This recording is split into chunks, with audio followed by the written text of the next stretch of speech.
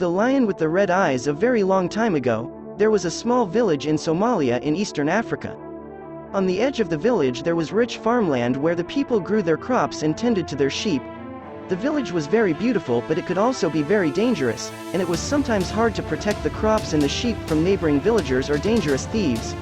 There was even talk about dragons that would come in the night and burn the crops and eat all of the sheep and goats. In order to protect themselves from such dangers, the villagers raised lions from birth who later became guardians of the land. The lions were strong and proud and looked after the crops and the animals and kept the village safe.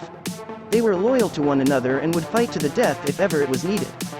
But one day, a lion cub was born who was different from the others. Unlike the rest of the pride, this lion was born with red eyes that glowed like fire. This made the other lions uncomfortable, and so they named the strange cub Badoon, which means one who is born away from his home.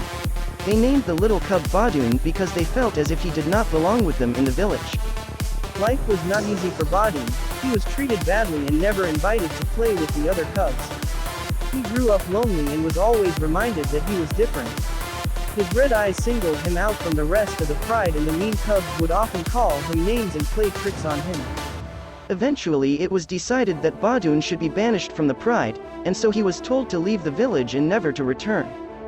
Poor Badoon entered the jungle all by himself to start his new life of solitude. He was very sad, and often very lonely, but at least he was not surrounded by the other lions who always made fun of his red eyes and always reminded him that he was different. The lion with red eyes watches over the village. The years passed and Badoon grew into a big, strong lion. He was very good at hunting and made a life for himself in the jungle. But he was always lonely and would often walk to the edge of the jungle at night to look down upon his old village.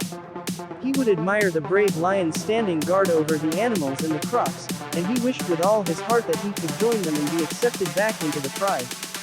It was on one such night that Badoon first saw the fierce dragon swoop out of the starless sky and attack the village, burning houses and crops with flames from its mouth, and snatching sheep from the ground with its sharp talons before disappearing into the night. The lions tried their best to defend the village, but the dragon was too fast and too strong.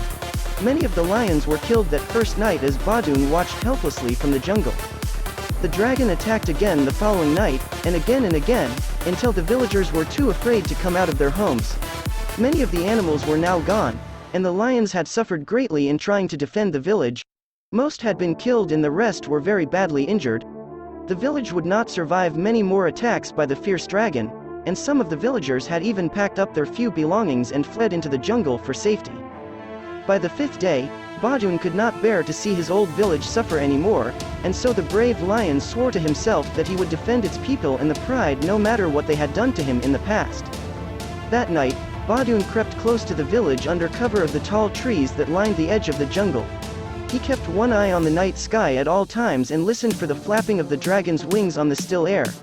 He felt strong and determined, and he told himself that tonight he would destroy the fierce dragon and restore peace to his beloved village once more. Suddenly, Badoon heard the flapping of wings above. He looked up into the night sky and could see the silhouette of the fierce dragon swooping down towards the village. Its long talons glowed silver white in the moonlight, its eyes scanned the ground for new prey, hungry and menacing.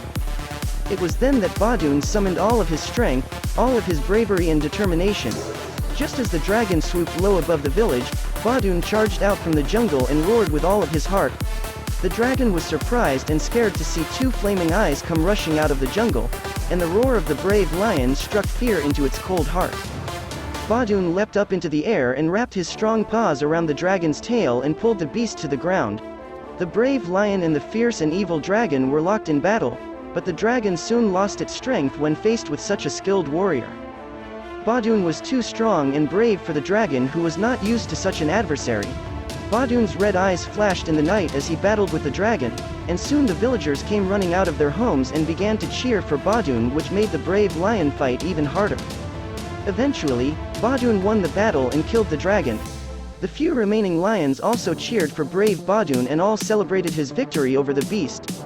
The village would be safe once more, and those who had fled to the jungle might return to their homes at last and begin replanting their crops and raising new lambs and kids into sheep and goats so that they might once more have milk and cheese to eat.